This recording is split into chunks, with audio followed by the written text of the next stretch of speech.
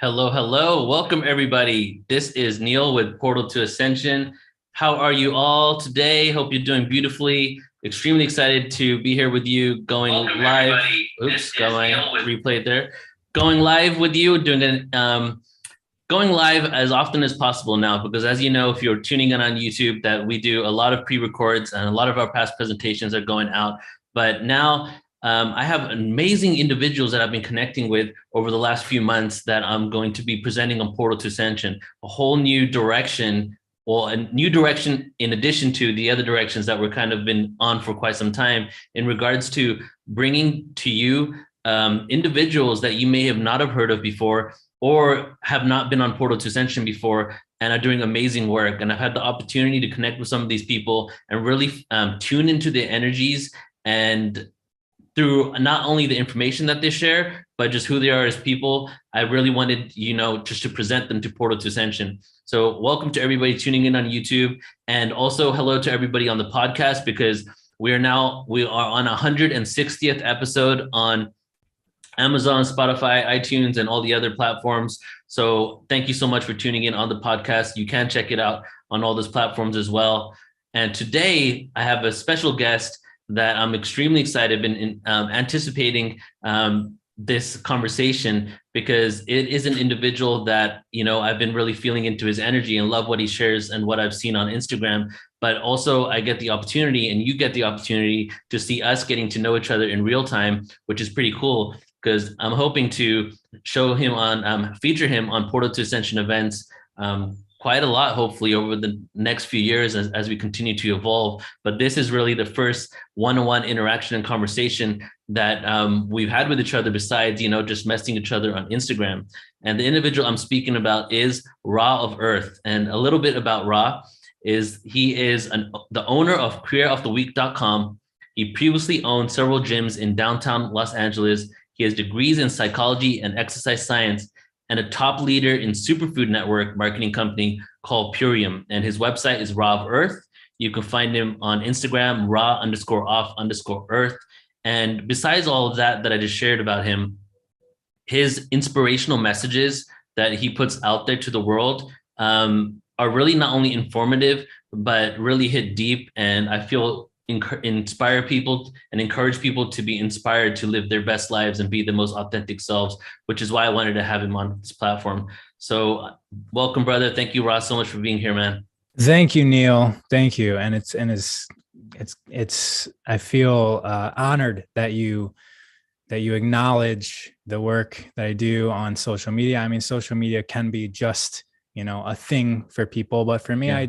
I do see it as a practice, a practice of sharing my experience so that others can benefit off of my experience. And I think that that's, kind of what we all should be doing in this lifetime.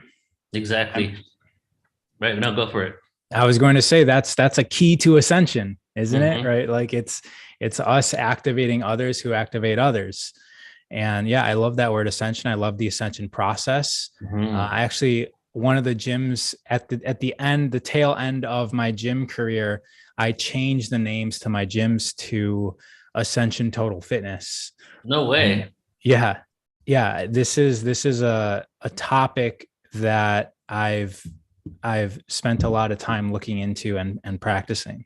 Yeah, because when you talk about ascension and fitness, you become more full circle with it, right? It's not just about your body, but it's about your body being a temple, right? And also all the different elements like nutrition and empowering yourself, and also working out your traumas in order to really be the best version of yourselves, right? Yeah, it's about moving yourself and getting to know all the aspects of yourself, especially internally. We would do some breath work or meditation before our workouts. By that time, I was 10 years into my gym owner career by that time. So I was getting, teaching people to do push-ups was getting a little bit old. And so I was just expanding what that word fitness could really encompass. Yeah. And it does get to a holistic standpoint where you start realizing that everything is connected, especially within yourself when it comes to your ability to perform in a fitness landscape. So I always love knowing like how people get to where, this point of being able to do this work. So what's your story? Like, how did you even not per se wake up, because that might have been a lifelong process. Maybe there was some sort of milestone event that really like took you to a level of understanding yourself as a spiritual being. But what's your background? Like, how were you raised and how did you even get to doing this in the first place? Okay, yeah, I'll try and keep that short because it has been a lifelong practice. I'm 39 years old. I just remember being really young and noticing that anything that I intended on, especially in the negative sense, would almost instantaneously be reflected back onto me. Mm-hmm. So if I were to like do something with my friends that was bad, like knock over garbage cans, for instance, with my bicycle, I would immediately fall flat on my face on the bike. And I remember one time we had a hockey stick hanging out of my truck window, and the plan was my buddy was going to hit mailboxes with the hockey stick, and he just kept on missing the mailboxes. And I just got brand new mirrors for my truck, and he just completely demolished the mirrors. And when you're 17 or 16 years old, like the accessories on your vehicle are everything, right? So I just started noticing, and those are just two examples of me, misbehaving as a kid. But I started noticing that if I had negative intentions, that almost certainly I got negative dealt back right onto me. So I became very honest and basically good, in quotes, whatever that means, but basically just wanting to be in harmony with reality. But at the same time, I was also playing hockey, and I was interested in performance, almost the opposite side, because hockey is a very rough sport. And so I went to college for psychology and exercise science. So I have a degree in both of those. And during that time, the knowledge that the university was giving me in terms of psychology was very superficial. Like it just wasn't deep enough for me to answer the things that I was already noticing about how reality worked. Mm-hmm. And so about a year in, I just quit buying textbooks and I started pirating information off the internet on what it is to be human and all of that stuff, right? And I went down many different rabbit holes. I started meditating at 19. I started doing some pretty advanced practices that involved maybe borderline gray magic, where I was manipulating reality and manipulating other people through the astral realms. Yeah. And this is before I even knew how any of this worked, but I was able to do it in college, and that gave me confidence to move to California. And so about 16 or 17 years ago, I moved to California with intentions to own a gym. And I manifested that within 2 years. It was my dream business, my dream gym. It was in downtown Los Angeles, ended up being pretty popular. I ended up opening a couple gyms, but I owned gyms for 10 years. And during that time, I was working mostly on the physical realm, but I had a lot of injuries from hockey. And so I would not really be training on my own. And then I would enter fitness competitions and win them. Mm-hmm. And so then I had to work out how it was possible for me to win fitness competitions against people that were training all day long when all I did was go to the beach and kind of hang out in the sun. Right. How is it possible? Me being a gym owner, I thought that training equals physical performance. And I started discovering that that's not all true, that there's energy that we can tap into beyond like just physical, mechanical muscle that can give us or grant us power. And with more power energetically, let's call it non-physical power, then you can perform in a physical setting, like in a fitness competition.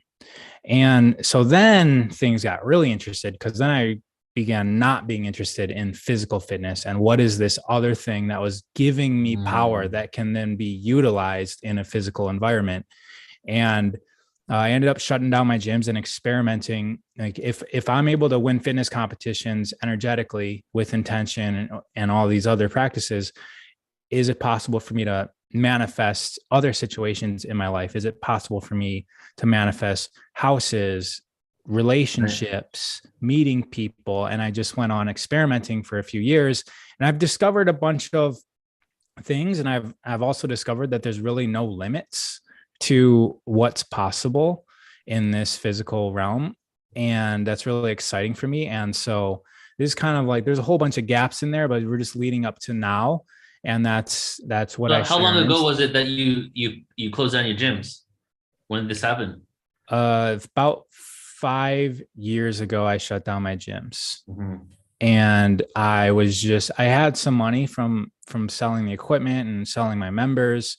And so I spent 2 or 3 years just exploring life completely independent of having to work. And that was actually one of the experiments is it possible for me to live at the same level of, let's call it luxury, without working? Like, can money come to me in seen and unseen ways, in abundance? And it was possible. Like, the things that I was able to achieve from a manifestation materialistic standpoint was pretty insane. And I'm still doing it to this day. And so now I get to teach people for free on Instagram, and also within the business that I work in as well. It's mostly centered around that.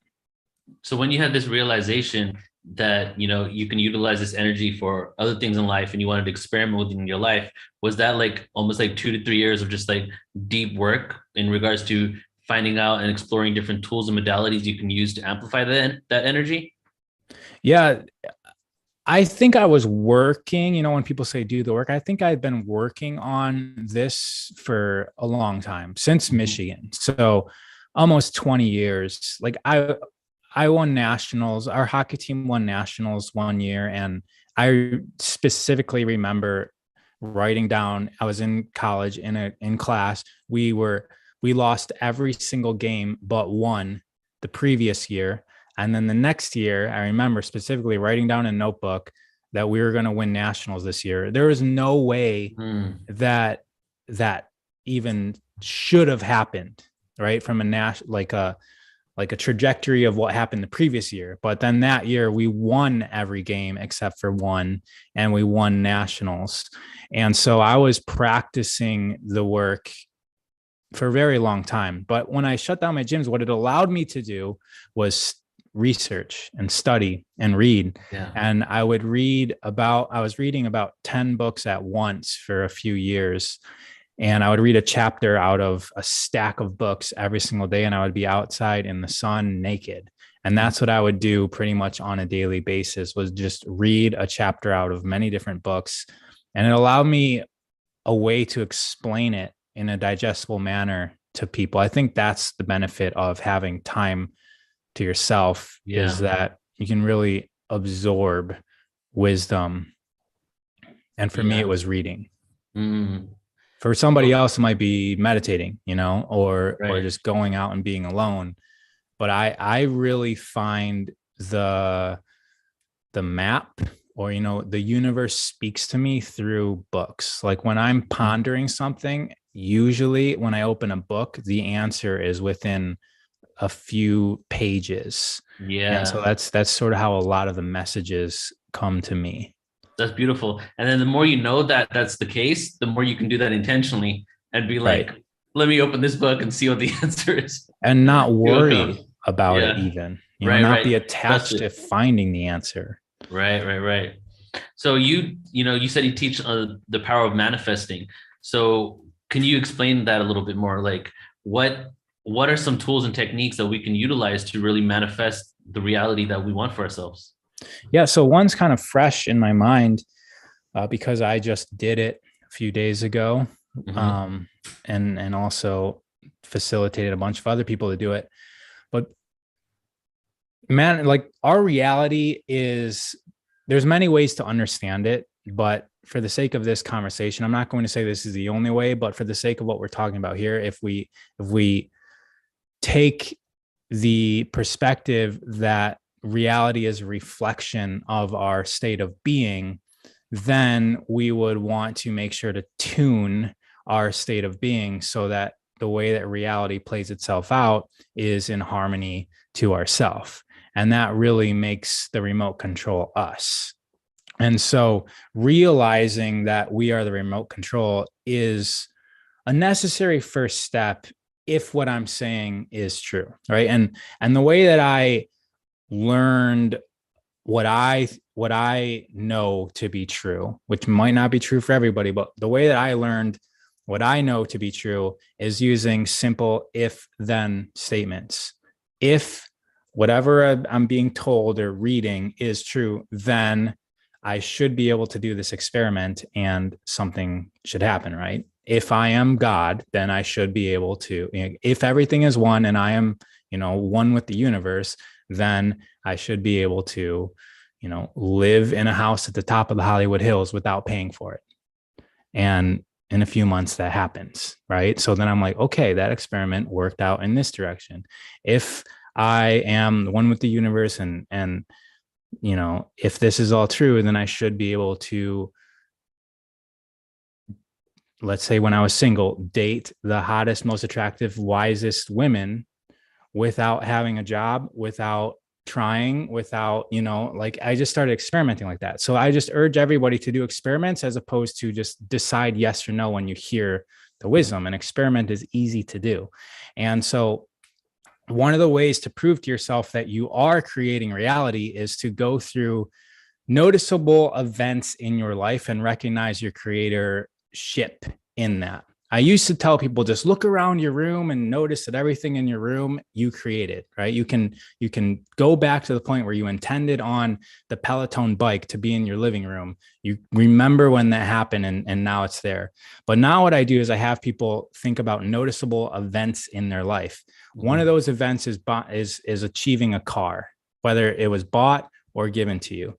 And if you just write down all of the cars that you've ever had in your life and then reverse engineer how that car came to be in your life, you can very easily see that usually it started with you in a situation needing or wanting a specific vehicle, and then reality arranges itself around your intentions. And when you put everything in your list and you start remembering back 20 years, the car that you got 17 years ago, 14 years ago, 12 years ago, 9 years ago, 5 years ago, the car that you just got last year, and you start actually seeing the power that you have to bring these vehicles into your life, it starts to mean more than just kind of like considering the way that a car comes into our life, which is like, well, I paid for it, so that's why I have it.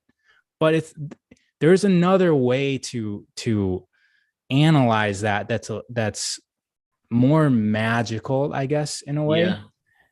And you can do that with cars. You can do that with relationships. A lot of people have a string of, let's call them negative relationships. Yeah. And rather than just thinking that you have bad luck or you don't know how to treat men, you can go back and list all of them, men or women or everything in between. You can list all of them and start to see that your frame of mind is creating the type of person that you eventually get into a relationship with. And so when you go into the past and you rework your creator abilities, then you can intend on a different potential in the future. But I really think that starting with accepting the fact that you're creating your reality is necessary to be able to manifest anything. And so you got to do the work and figure that out. Right. And you said that it becomes more magical when you really realize, I guess, when you have gratitude for yourself and what you achieved in order to manifest that in the first place, rather than like, well, yeah, I mean, I worked my ass off and I made all this money and I finally got a car. But if you see like you became the vibration that attracted that, you can have more reverence for yourself, right? Exactly. And magic isn't like something that doesn't exist. Like magic is the feminine polarity of logic, right? So how you explain the money thing and buying a car, that's a logical way of viewing the situation. The magical way is like really witnessing the non-physical energies, the the thoughts, the emotions, the Yeah. actions that you took to manifest it. Right. You know, one of my friends always says that life is just one big synchronicity. We just need to remember it, you know? And it's the whole thing is that you can look at life magically and realize that it's all happening to you synchronistically based on the energy that you put out there. And that way you can live a life full of magic rather than like you just going through the motions. Right. Because then the logical side is like, oh no, it's just a coincidence. Right. But coincidence is like when two incidents are in agreement, they're coinciding. And our ability to recognize that allows us coordination. Like we're able to coordinate and be in sync with this flow. And when I say able, like I don't know if we're actually able to control it, or if there's, you know, because even our thoughts and our intentions might not belong to us, right? Like even those things can be a flow that we're energetically tuned into. And so I'm not clear on everything, right? I don't know if I'm intending things through my will, or if there's another, you know, higher perspective of myself that is intending me to have a will to intend. And I don't know if there is a way for us to know that answer besides, you know, maybe listening to other people that do have that perspective. Right. And I don't. So do we need discernment in those situations, or do we just use the yardstick to measure it based on, is this beneficial for us or not? You know what I mean? Right. It's like, how do we measure which directions we should go into? And I think things like desire pop up for us to use as a guide. And that's also a tricky concept that I don't think the English language explains very well, is the difference between desiring or wanting something because of lack, and the difference between desire in this other way, which is how I view desire, which is almost like a premonition of a reality that I'm attached to, and I'm getting like a hit. I'm like tuning into when I am a little bit different than this reality now. Let's just say I have something, for just talking about something easy to think about, like having a physical item. If I start to desire that, I notice that, and I think, there's a reality where I do have that, and I must be in alignment with that.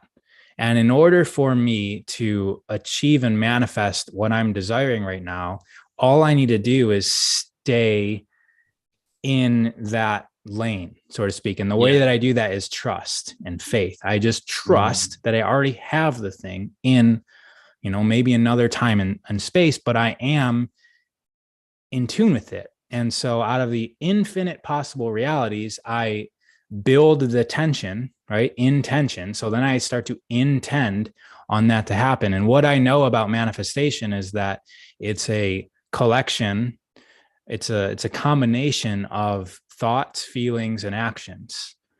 And so there's a lot of, you know, personal development coaches that are completely preaching one or two of those three. But really, when you have all three of those, when your thoughts, the electro, right, our nerves, our brain are electronic, and then the feelings, which is the heart, which is magnetic, right? So you got the electromagnetic thoughts and feelings combined with the actual action of being, you know, what it is that you want to manifest, then it's almost certain to happen. When? That depends on, you know, how different that reality is from this reality, and just how strong your practice is. And really, there's no sense in being attached to the when, because time is also something that may or may not be an illusion. And the time is not a necessary component to this equation. Like it might happen instantaneously, or it might happen 15 years from now. Yeah. And you know, the law of attraction equation is like from the documentary that, you know, like was the law of attraction documentary. I think this was The Secret, said that thought equals action, action equals manifestation, right? But it would mostly, but it's also the feeling, the emotion, all of that's involved in it. So the action component is you using your physical being to match that vibration. But I feel as we ascend and as we get to these another octave of existence, a more harmonious vibration, we immediately go from thought equals manifestation. And that's what I think we're seeing now, is that we're almost instantaneously manifesting things in our life, whether they're good for us or whether they're negative for us. So do you have anything to say on that whole process of manifesting?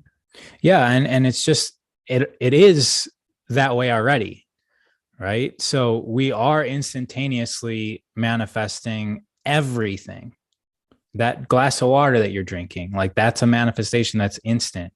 Mm-hmm. And when we actually look at what reality is, right? Whether this is an extraterrestrial experiment or this is some sort of digital matrix, or if it's like straight up like how Christians view it, where this is physical life and then there's an afterlife called heaven. It seems like the whole purpose of life in all of those scenarios, the threads that connect them all, is that this is a practice where we're learning the lesson. Then it seems like the whole agenda of the lessons is to learn manifestation, is to learn creatorship. Because as we learn and recognize that we are instantly manifesting, whatever this is simulating, the next experience, we will most definitely have that ability, and we want to make sure that we know how to use it, right? So we're not going to blow up the entire universe. Yeah. And we're in a process right now where we're learning these lessons so that we can have this as basically something I feel that we even taught within schools and educational systems in the near future, so that it just becomes, these laws of the universe, the way our consciousness works, which is being proven through quantum physics, really, non-locality and different components of the whole double slit experiment. And when you observe something, it acts differently. And when you put your intention on it than when you don't have an intention on it, right? That's in a laboratory right there. So as these things start getting implemented as common knowledge in the world, and we all implement this on a more frequent basis, collectively, we can create heaven on earth. Right. And I never thought about it that way, that eventually these concepts will be taught in whatever school ends up being in the future. It's probably going to be a different way of learning than it is now. But the higher militaries of the world are all using this stuff. Oh yeah, they're remote viewing for sure. Yeah, I actually know somebody who did remote view for not America, but another government military. And he kind of like went nuts because like you end up doing things that you don't really want to do. Right.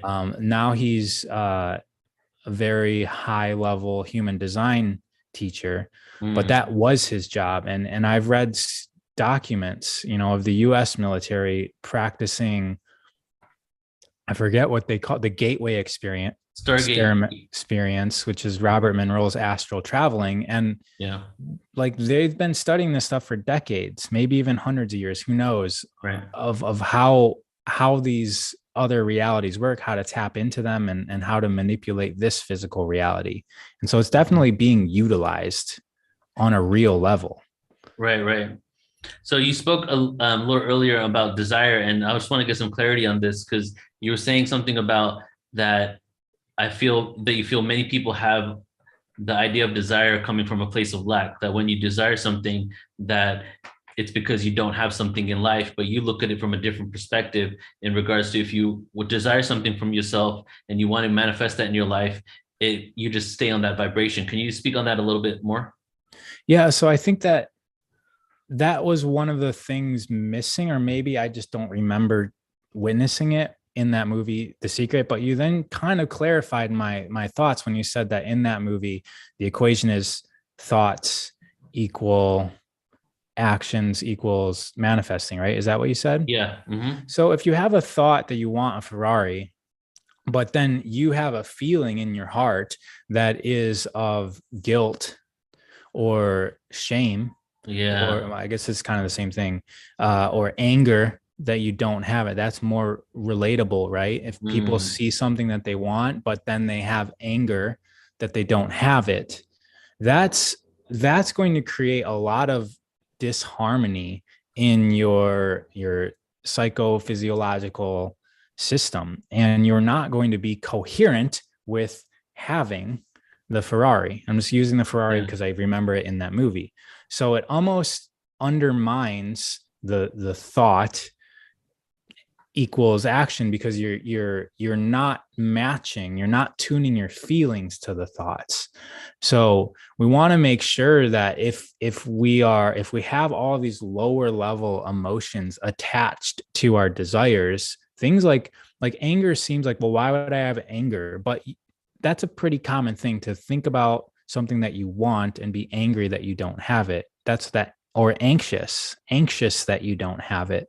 And a lot of times that anxiety can produce action, which is good, but there's still going to be some underlying harmony that's not going to make you the best at achieving the said manifestation. Mm-hmm. And so it's just about making sure that your feeling state is risen up to the level of the thought and actually having the manifestation. Like, you want to make sure and coach yourself to feel and think and act in a way that the person, the version of you who has it, is acting, thinking, and feeling.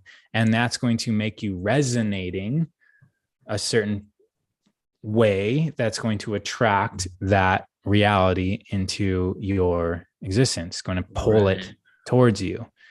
And so a lot of that takes faith. And that's where, like, a lot of people talk down about religion and you know, believing in something that they can't see or that hasn't been proven scientifically. But one good thing about religion is that it does teach people faith and how to believe in something that hasn't been proven, and how to trust that. And that is that is a utilizable tool in manifesting. Mm-hmm.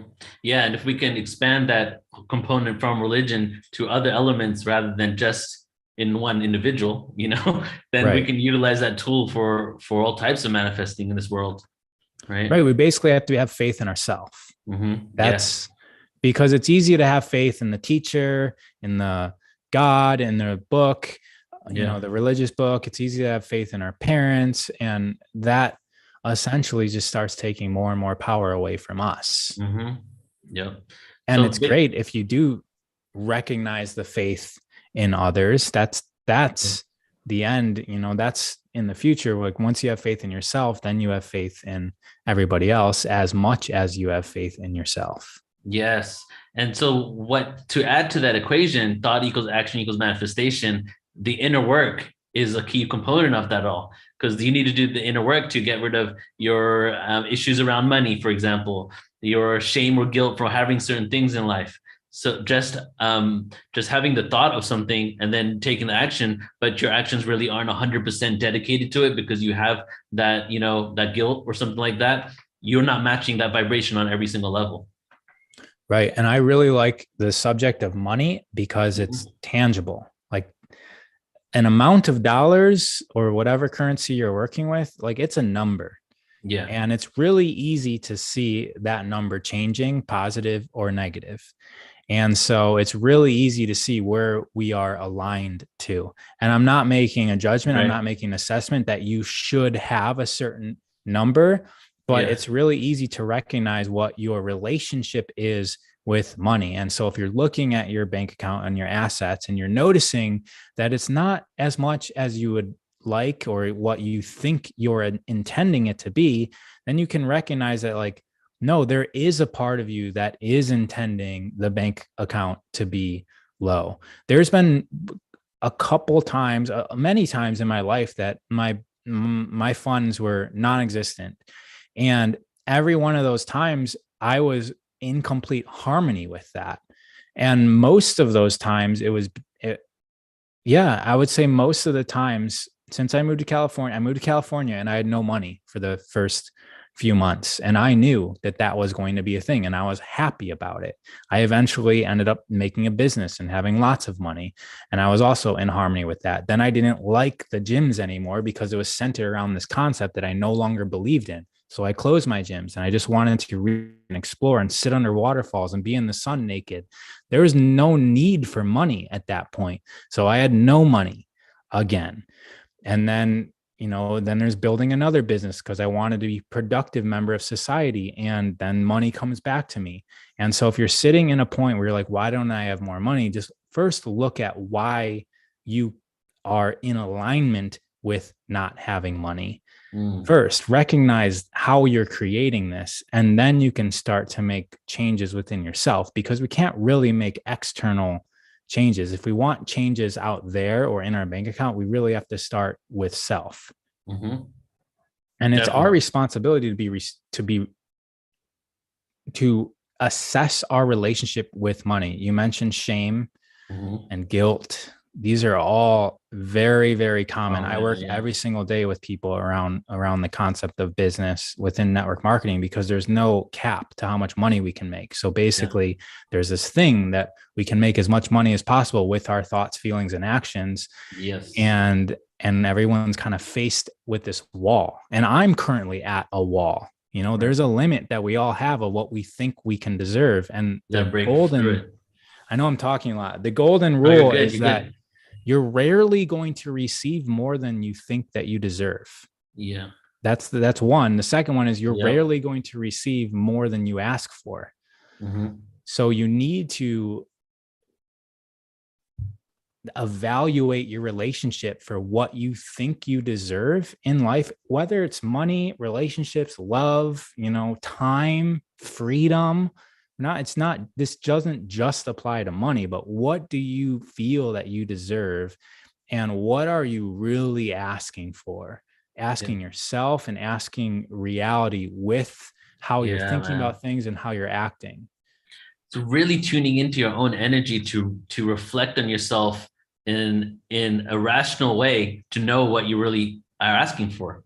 Because on the superficial level, we might be wanting, be like, okay, we need more money, but deep down, our body and our mind and our consciousness is attracting something else. And a lot of times, because we're so caught up in the rat race, we don't even have time to reflect on that. So taking a step back to really do the inner work, to meditate on it, will probably be, this goes into the other component of what, we put in the title here, is give you clarity of what you want in life, right? Right. Because it's not always just about more than you have now, right? The only way that you are going to be aligned with let's call it more or better is if that you recognize what you have now is perfect. Yes. And so, there's somebody listen to this thinking like, no, I live in a third world country. There's no way that I could have more money. There's no way I'm going to be able to drive a supercar. We know that that's not true, because there's probably people from that country that are driving a Lamborghini in Beverly Hills right now in this moment. So it is possible, but we really do need to recognize that everything that you currently have is, whatever you're thinking, if it's money, if it's wealth, then you really have to look around what you currently have and start recognizing the wealth that you are currently, right? When you walk up to your car, walk up to it proud as you would feel if it was, a supercar. And I'm speaking from a male perspective. Women and other sexes would have a different, dream, but things, physical things or relationships, these are all here in your life now. And without recognition of the beauty of the perfection of it now, and then you're not going to know, like it doesn't change. I know so many successful people that say when they got rich and famous, nothing changed. They still felt like they had the same shitty life. Yeah.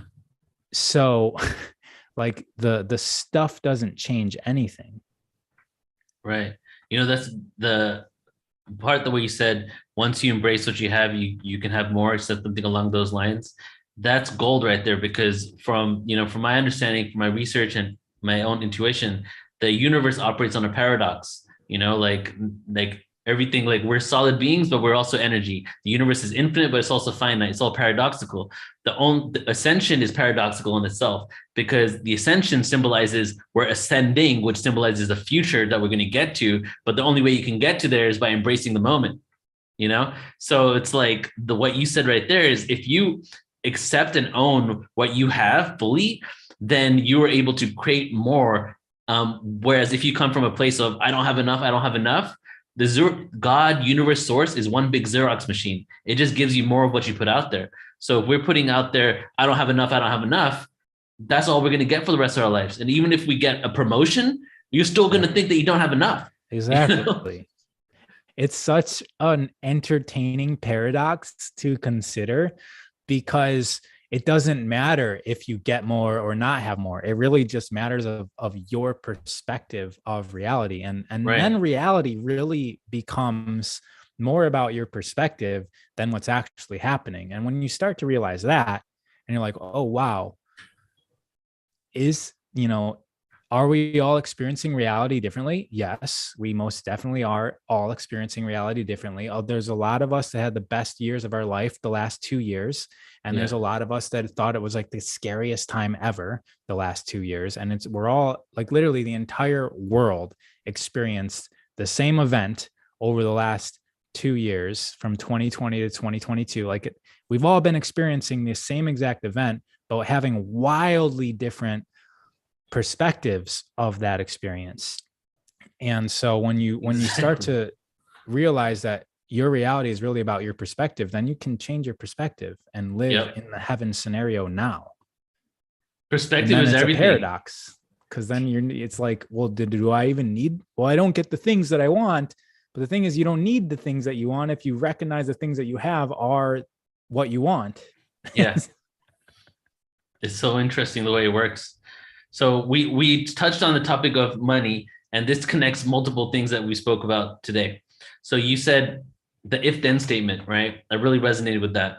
And the first thing that came to my mind when you said that was the if-then statement of, if the universe is an abundant place, then how will I act? Yes. If everything is energy, because lack has been pushed onto us, since childhood. The system is designed to lack. Supply and demand economy is based on that, right? But everything is energy. The energy that makes up a dollar bill is the same energy that makes up my phone on the subatomic level. Everything is pure energy, abundance. So if everything is abundance, how will we act on Earth? That's the one that I would love for Earth and humanity to really embrace. Right. And everybody to recognize that they can do, and basically follow their heart, that they can do what their heart intends. And that would be the greatest thing ever, is everyone was doing their passion every single day and figuring out how to operate in a society. Right now we're in a capitalistic society. And maybe if everyone's doing this, we can figure out another way. But right now we're in a capitalistic society. So if everyone could be doing what their hearts desired and get paid for it, then we would be living in everybody's dream world. Every single person we would meet would be living their dreams and be creating their dreams. And the whole world would shift if that happened.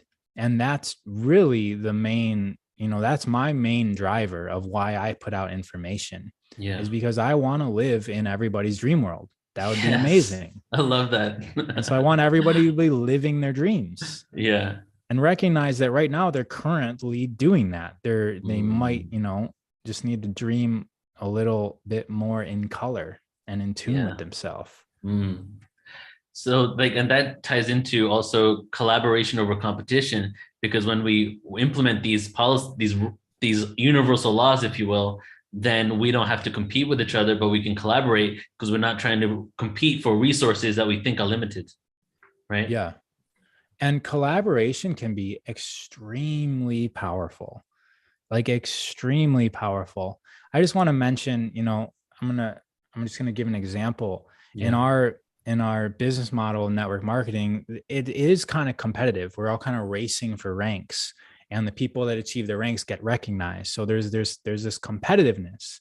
This month, we're only 7 days into this month, we decided to team our top leaders. So we took our top 12 people and we told them, like, hey, we're going to agree on a target and we're going to separate into 4 groups of 3 and we're going to all work towards this target.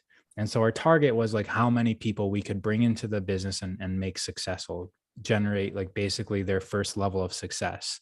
Mm-hmm. And so now we're all holding each other accountable, but it's for a group effort of achieving a goal that all 12 people contribute to. And it's a stretch. And right now we're 7 days in, we've already outperformed what we did last month. Like within these 12 people, we're outperforming like what we did last month in 7 days of the month, because we're all kind of like on a team now working together for a goal, as opposed to like just kind of doing it for ourselves. And there's a way to structure society that way. I don't know what it is, but there's some really smart people on this earth, and a lot of really smart people that aren't working anymore, right? A lot of really smart people lost their jobs. So there's got to be a way. And I think that in the book, Power versus Force, David Hawkins, does that name? Yeah, I think that is him. Yeah, he calibrates levels of consciousness, and he's saying that America is kind of just above like basically the animal consciousness of lack and fear and hunting and raping. We're just above that, but really society needs to move up a lot further than that and start making decisions more in the state of like, let's just call it abundance and joy, not fear and anxiety and anger and pride. And right now our entire society is kind of structured around pride, where we're proud. Definitely our entire military is structured around pride. Yeah. So nationalism in general. Right. So yeah, sports, like you said, we're all being like, everything's being corralled into programming us to want to win. And when we win, it means other people lose. Right. It's like a fractal. You either have an upward fractal or a downward spiral fractal. And if you have like a society based on lack, your nervous system and your whole entire body responds to that. And then it just creates more of the same exact experiences. And you just keep going down to that, right? Whereas if you have the opposite effect and you continue shedding layers, you just keep expanding. And so what seems to have happened for a lot of people is some abrupt situation, maybe over the last 2 years, that really stopped people in their tracks and had to have them reflect on who they are besides what they do for a living. And I'm hoping that, from what I've seen, every time something occurs, a percentage of people wake up to this truth. And as long as we continue moving forward, I'm hopeful for the future. Yeah. And I'm glad you said that, because I recognize the same thing. The amount of people that have been, quote, waking up has tremendously increased. I message every single person that follows me on Instagram, just kind of asking where they found me from, if they have any questions. And so many people are saying, hey, they send me a message back saying like, hey, I just started waking up to spiritualism in the last year or 6 months or 2 years ago. But it's crazy that it's like, it's all happening now. And if I think back to when I started like really becoming open, when I told you I was like in my room meditating, I would meditate down to the frequency of the earth and then like travel through the earth and pop up in people's dreams. When I started doing that, that was a long time ago, like almost, that was 20 years ago. And it was a complete change in my life. Like I said, I had the courage to move to LA because I knew that I could create a gym on my own with, no resources, no experience. And I was able to do that just because I trusted myself, because I knew myself multidimensionally. And it's going to be an amazing next few years as a lot more people are going to be waking up and activating others. And that's kind of the critical threshold to ascend as a species, right? Is when more and more of us start vibrating at a certain frequency, it's going to be stronger to awaken more and more of us. And then eventually the entire society is vibrating at a different level. And I think it's going to happen faster than we can even imagine. Seriously, man. And that goes to the 100th monkey effect, you know, like when a certain population gets to a certain threshold, then it just becomes a sweeping wave of awakening, you know, Right. and we see that happening for sure. So I want to talk about a little bit about superfoods because you're also into superfoods. So you're basically, well, with exercise, it makes sense because you also, your nutrition is really important when it comes to like working on your physical avatar, right? So what do you feel like are some good superfoods? Let's just start with there and you take it wherever you want. What are some good superfoods that people should be taking that can really like strengthen and optimize the human avatar? So yeah, when I used to compete in CrossFit and I was, top few hundred in the world in the sport of CrossFit, and I used to carry around duffel bags with me of superfoods. And so now I have a career centered around superfoods and selling it. And so it's a perfect manifestation for me. But I I mean, there's so many of them. Like we could talk about mushrooms, we could talk about herbs, we could talk about greens, uh, performance enhancing superfoods. But really, I think that the difference between a superfood and like a regular food, right? Like let's say Yeah. chips out of a bag, is that superfoods are good for you. And there's actually a definition of the difference of like what qualifies as a superfood. I don't I don't actually have that definition, but basically, a superfood is good for you when you consume it, and regular food isn't. And the problem is that our food supply is so extremely tainted that it's hard to distinguish between foods that are good for you and foods that are not good for you. Foods that take us and progress us towards our goals and health and ascension and spirituality, and goals that and foods that take us away from that. And there's just there's the entire food supply is tainted with Straight up. chemicals, herbicides, pesticides, and just bad intentions, right? Animals that are raised horribly, plants that are raised horribly, and they're just put into packages, put on the store shelves, put into the produce departments even of stores, and people buy them and they consume them with very little intentionality. And so I think when it comes to our diet and our food, just like everything that we've been speaking of, we really have to become clear on what we want out of our diet, right? Our diet should be doing three main things. It should be nutrifying us. It should be promoting an environment that our body can detox, right? Because we're breathing in pollution, we're eating pollution, and we want to create an environment within our body that it's detoxing itself. Yeah. And we also want to have our diet have the components to repair our cells. And so as long as our diet is nourishing, detoxifying, and repairing, then our body has a chance. Like our body has its innate godliness, and it's going to be able to activate its highest expression. And there's all these arguments on the macronutrient content or carnivore versus vegan. And there's all of these arguments, but without the nourishing, the detoxifying, and the repairing, it doesn't really matter. Like that's secondary to nourishing, detoxifying, and repairing. And the good thing with superfoods is that you can get highly nourished with, let's say, some wheatgrass juice, right? Like super highly nourishing. Yeah. And it's also detoxifying. Greens detoxify you.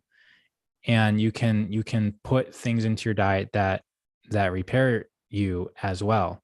And I've found, the best company in the world to represent, that's Purium, to do that within people. And this is from a general health standpoint or physical fitness standpoint. Purium has superfoods, and many companies have superfoods, right? The difference is that we guarantee ours to work. We guarantee ours money back. People can use them for 60 days.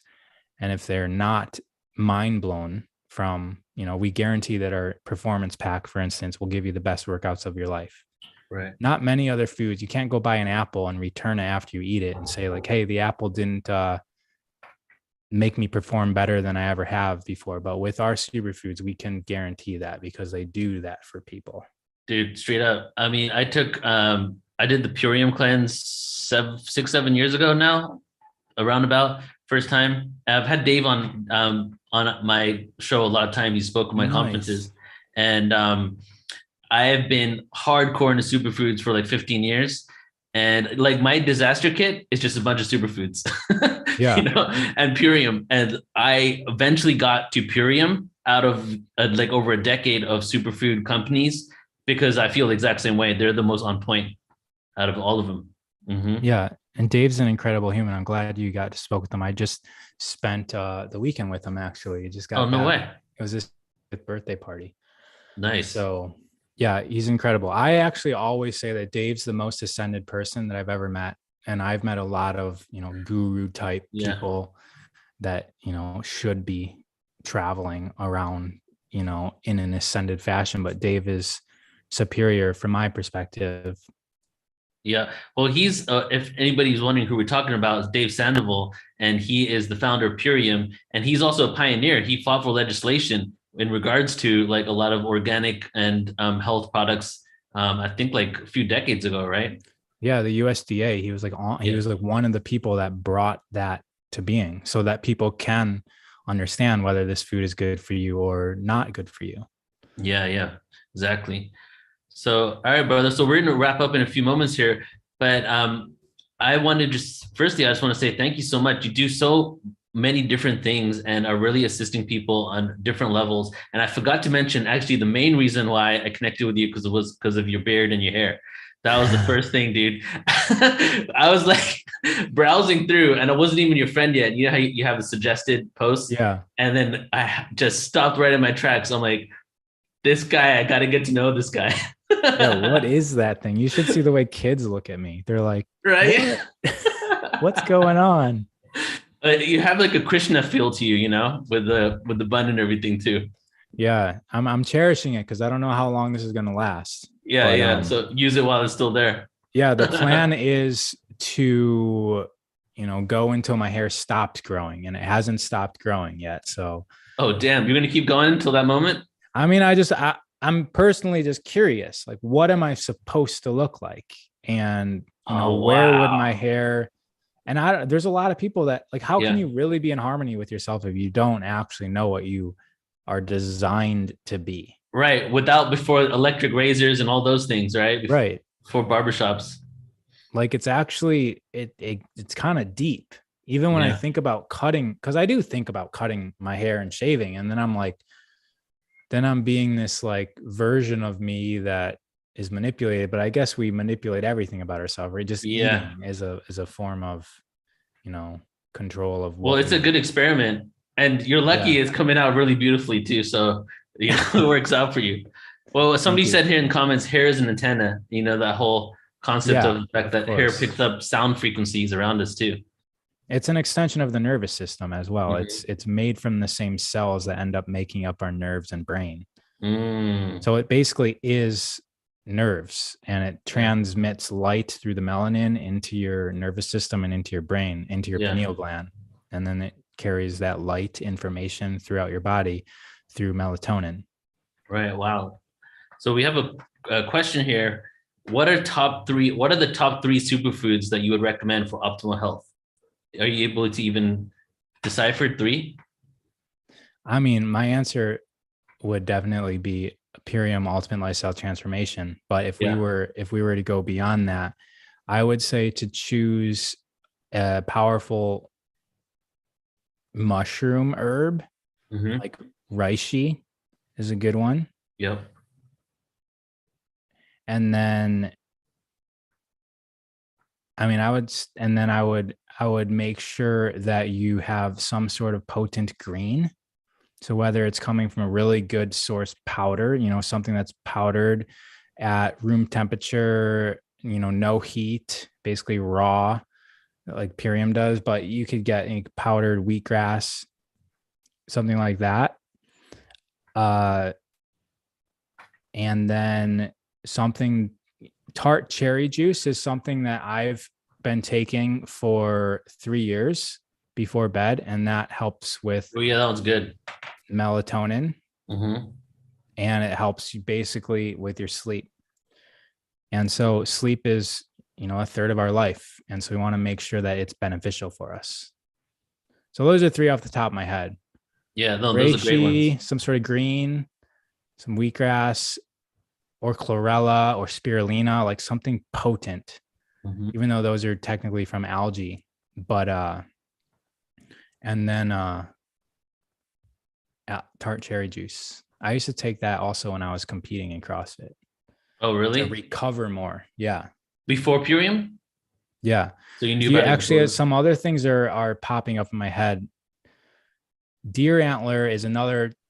I take Purium Super Life formula that has deer antler, but it's a non-vegan option. Deer antler and colostrum from a non-vegan standpoint are also super good performance wise.